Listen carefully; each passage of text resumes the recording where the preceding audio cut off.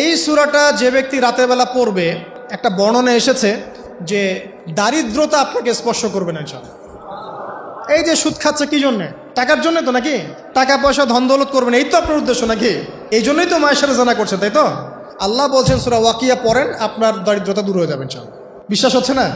রিজিক কার হাতে? না, রিজিক তো আমাদের হাতে। এটা মানুষ বিশ্বাস করে না আসলে, এটা মুখে বলে। মানুষ মুখে বলে রিজিক আল্লাহর হাতে।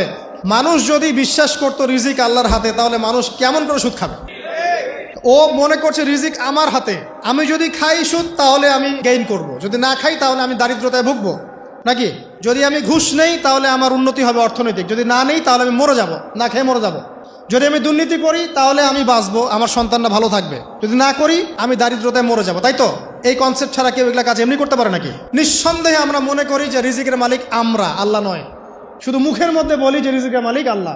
রিজিকের মালিক যদি আল্লাহ হতো তাহলে আমি হালাল পথে থাকতাম এবং তাওয়াক্কুল করতাম যে আল্লাহ আমাকে যা রিজিক দিয়েছেন তা তো আসবেই, আসবে না? আসবেই। আপনাকে যদি আল্লাহ পাক, এটা কোন জেলা? লালমনিরহাট। লালমনিরহাটের 100 একর জায়গায় যত ধান হয়, এতগুলো ধান যদি আপনার আমল নামায় লেখা থাকে, মানে আপনার আমল নাম হচ্ছে রিজিকে, তাকদিরে আপনার তাকদিরে যদি লেখা থাকে যে আপনি 100 একর জমির ধান খাবেন তারপর মরবেন, আছে না লেখা? আচ্ছা, একটা দানা কম বেশি হবে? আপনি যদি আল্লাহর প্রতি তাওয়াক্কুলই করেন তাহলে আপনি হালাল পথে থাকবেন, বিশ্বাস করবেন যে আল্লাহ পাক যেটা লিখে রাখছে আমার তাকদিরে রিজিক, এর একটা দানা রেখেও আমি পৃথিবী থেকে যাব না, সিম্পল। তখন আপনার অন্য পথে যাওয়ার কোনো কারণ নাই। আর যখন আপনি বিশ্বাস করবেন না, না এটা আমার হাতে, আমি যত পরিশ্রম করব তত রিজিক বাড়বে, আমি যত ঘুষ নিব তত বাড়বে, যত সুদ খাবো তত বাড়বে, যত দুর্নীতি করবো তত বাড়বে, তখন তো রিজিকের এই পুরো দায়িত্বটা আল্লাহ পাক আপনার হাতে ছেড়ে দিবেন। আল্লাহ পাক আপনাকে কোনো বারাকা দিবেন না।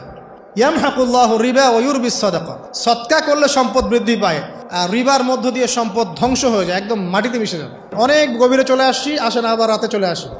রাতটা কিভাবে এনজয় করতে হয় এটাই আমাদের আজকের লেকচারের টপিক। মানে আমরা কিন্তু জীবনটাকে অনেক বোর মনে করছি না? এই যে ব্যবসা বাণিজ্য, চাকরি বাকরি, বিবি বাচ্চা, পরিবার, অনেক অনেক যন্ত্রণা নাকি, অনেক সমস্যাই না?